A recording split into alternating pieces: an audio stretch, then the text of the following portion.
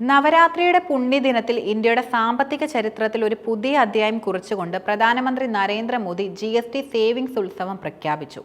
ഇത് കേവലം ഒരു നികുതി പരിഷ്കരണം മാത്രമല്ല, രാജ്യത്തിന്റെ സാമ്പത്തിക ഘടനയെ സമൂലമായി മാറ്റിയെഴുതുന്ന ഒരു വിപ്ലവമാണ്.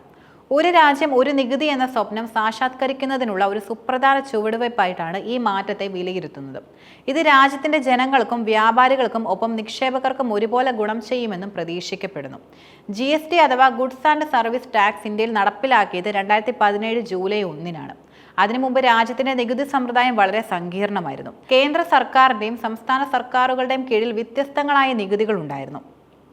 വാറ്റ്, എക്സൈസ് ഡ്യൂട്ടി, സർവീസ് ടാക്സ് തുടങ്ങിയ നിരവധി നികുതികൾക്ക് പകരം ഒരൊറ്റ നികുതി എന്നതായിരുന്നു GSTയുടെ അടിസ്ഥാന ലക്ഷ്യം. ഇത് നികുതി ഘടനയെ ലളിതമാക്കാനും നികുതി വെട്ടിപ്പ് കുറയ്ക്കാനും അതുവഴി രാജ്യത്തിന്റെ മൊത്തത്തിലുള്ള സാമ്പത്തിക വളർച്ച ത്വരിതപ്പെടുത്താനും സഹായിച്ചു. എന്നാൽ ആദ്യഘട്ടത്തിൽ GSTക്ക് ചില വെല്ലുവിളികൾ നേരിടേണ്ടി വന്നു. 5%, 12%, 18%, 28% എന്നിങ്ങനെയുള്ള 4 നികുതി സ്ലാബുകൾ വ്യാപാരികൾക്കും ഉപഭോക്താക്കൾക്കും ഒരുപോലെ ആശയക്കുഴപ്പങ്ങൾ സൃഷ്ടിച്ചു. നികുതി നിരക്കുകളിൽ ഈ സങ്കീർണത ചിലപ്പോൾ വിലവർദ്ധനവിനും കാരണമായി. ഈ കുറവുകൾ പരിഹരിച്ചുകൊണ്ട് പുതിയ കാലത്തിനനുസരിച്ച് കൂടുതൽ ലളിതമായൊരു നികുതി ഘടന രൂപപ്പെടുത്തുക എന്ന ലക്ഷ്യത്തോടെയാണ് സർക്കാർ ഇപ്പോൾ GST 2.0 എന്ന പരിഷ്കരണവുമായി മുന്നോട്ട് വന്നിരിക്കുന്നത്. പുതിയ പരിഷ്കരണത്തിന്റെ ഏറ്റവും വലിയ പ്രത്യേകത നികുതി സ്ലാബുകളുടെ എണ്ണം 4-ൽ നിന്ന് 2ആയി കുറച്ചു എന്നതാണ്. നിലവിലുണ്ടായിരുന്ന 5%, 12%, 18%, 28% എന്നീ സ്ലാബുകൾക്ക് പകരം ഇപ്പോൾ 5%, 18% എന്നിങ്ങനെ 2 സ്ലാബുകൾ മാത്രമാണ് ഉണ്ടാവുക. ഇത് നികുതി ഘടനയെ കൂടുതൽ ലളിതമാക്കുകയും വ്യാപാരികൾക്ക് നികുതി അടയ്ക്കുന്നത് എളുപ്പമാക്കുകയും ചെയ്യും. പ്രധാനമന്ത്രിയുടെ പ്രഖ്യാപനം അനുസരിച്ച് ദൈനംദിന ജീവിതത്തിൽ സാധാരണക്കാർക്ക് കൂടുതലായി ഉപയോഗിക്കുന്ന 99% ഉൽപ്പന്നങ്ങളും ഏറ്റവും കുറഞ്ഞ സ്ലാബായ 5%-ൽ ഉൾപ്പെടുത്തും. ഇതിൽ നിത്യോപയോഗ സാധനങ്ങൾ, മരുന്നുകൾ, ചെറുകിട ഇലക്ട്രോണിക്സ് ഉൽപ്പന്നങ്ങൾ എന്നിവയെല്ലാം ഉൾപ്പെടും. ഇത് ജനങ്ങൾക്ക് വലിയ ആശ്വാസമാണ് നൽകുന്നത്. കൂടാതെ വാഹനം, ഇലക്ട്രോണിക്സ്, ഹോട്ടൽ താമസം തുടങ്ങിയവയുടെ നിരക്കുകളും കുറയ്ക്കും. വിവിധ മേഖലകളിൽ പുതിയ പരിഷ്കരണം വരുത്തുന്ന മാറ്റങ്ങളും നിരവധിയാണ്. പാചക എണ്ണ, മസാലകൾ, സോപ്പ്, പാൽപ്പൊടി തുടങ്ങിയ ദൈനംദിന ഉൽപ്പന്നങ്ങൾക്ക് വില കുറയും. ഇത് സാധാരണക്കാരുടെ ജീവിത ചെലവ് ഗണ്യമായി കുറയ്ക്കും. സ്കൂട്ടർ, ബൈക്ക്, കാർ തുടങ്ങിയ വാഹനങ്ങൾക്ക് വില കുറയുന്നത് മധ്യവർഗത്തിന് വലിയ നേട്ടമാണ്. TV, ഫ്രിഡ്ജ് തുടങ്ങിയ ഇലക്ട്രോണിക്സ് ഉൽപ്പന്നങ്ങളുടെ വിലയും കുറയുന്നതാണ്. വീട് നിർമ്മാണത്തിന് ആവശ്യമായ സിമന്റ്, സ്റ്റീൽ പെയിന്റ് തുടങ്ങിയവയുടെ നികുതി കുറയുന്നത് വീട് നിർമ്മാണ ചെലവ് കുറയ്ക്കാനും സഹായിക്കും. ഹോട്ടലുകളിലെ താമസത്തിനും യാത്രാ ചെലവുകൾക്കും നിരക്ക് കുറയുമെന്നത് ടൂറിസം മേഖലയ്ക്ക് ഉണർവ് നൽകുന്നു. ഈ പരിഷ്കരണങ്ങൾ നടപ്പാക്കുന്നതോടെ രാജ്യത്ത് ഒരേ ഉൽപ്പന്നത്തിന് ഒരേ വില എന്ന ലക്ഷ്യം പൂർണ്ണമായും സാക്ഷാത്കരിക്കപ്പെടും. ഇത് വിപണിയെ കൂടുതൽ സുതാര്യവും കാര്യക്ഷമവുമാക്കും. GST 2.0 വെറും ഒരു നയപരമായ മാറ്റമല്ല, മറിച്ച് രാജ്യത്തെ കോടിക്കണക്കിന് ജനങ്ങളുടെ ജീവിതത്തിൽ നേരിട്ട് സ്വാധീനം ചെലുത്തുന്ന ഒന്നാണ്. നികുതി ഭാരം കുറയ്ക്കുന്നതിലൂടെ ആളുകളുടെ ക്രയശേഷി വർദ്ധിക്കും. അതായത് ഒരു വ്യക്തിക്ക് മുൻപ് ചില സാധനങ്ങൾ വാങ്ങാൻ ചിലവാക്കിയിരുന്ന തുക ഇപ്പോൾ ലാഭിക്കാം. ഈ ലാഭം അവരുടെ കുടുംബ ബഡ്ജറ്റുകൾക്ക് വലിയൊരു സഹായകമാകും. നികുതി പരിഷ്കരണങ്ങൾക്കൊപ്പം കഴിഞ്ഞ 11 വർഷത്തിനിടയിൽ 25 കോടി ആളുകൾ ദാരിദ്ര്യത്തിൽ നിന്ന് പുറത്തു വന്നത് സർക്കാരിന്റെ മറ്റു നയങ്ങളുടെ വിജയമാണ്. പ്രധാനമന്ത്രി അത് ചൂണ്ടിക്കാട്ടുകയും ചെയ്തു.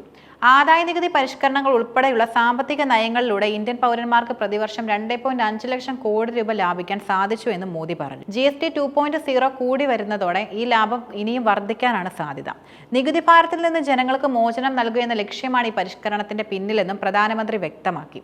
ഇത് രാജ്യത്തിന്റെ സാമ്പത്തിക വളർച്ചയെ ത്വരിതപ്പെടുത്തുകയും മധ്യവർഗം, യുവജനങ്ങൾ, കർഷകർ എന്നിവരുൾപ്പെടെയുള്ള എല്ലാ വിഭാഗം ജനങ്ങൾക്കും ഇതിന്റെ പ്രയോജനം ലഭിക്കുകയും ചെയ്യും.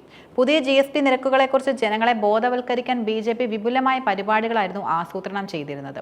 ഇനി വരുന്ന ഒരാഴ്ചക്കാലം GST സേവിങ്സ് വാരമായി ആചരിക്കും.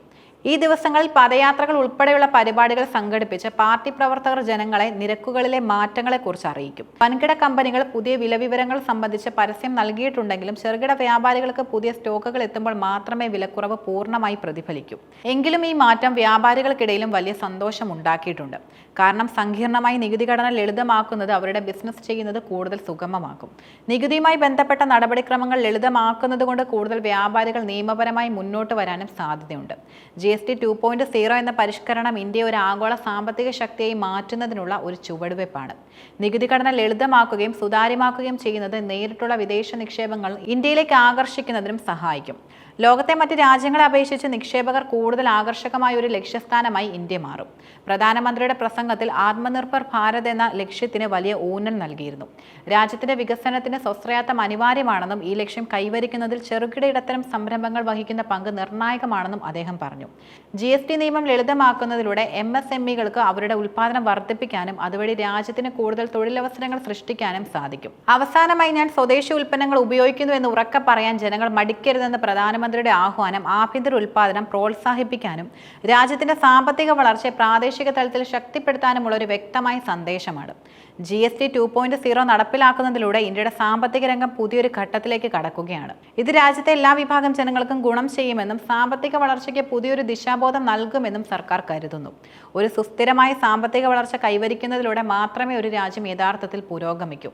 ഈ ലക്ഷ്യത്തിലേക്ക് ഒരു പുതിയ ചുവടുവയ്പ്പാണ് GST 2.0.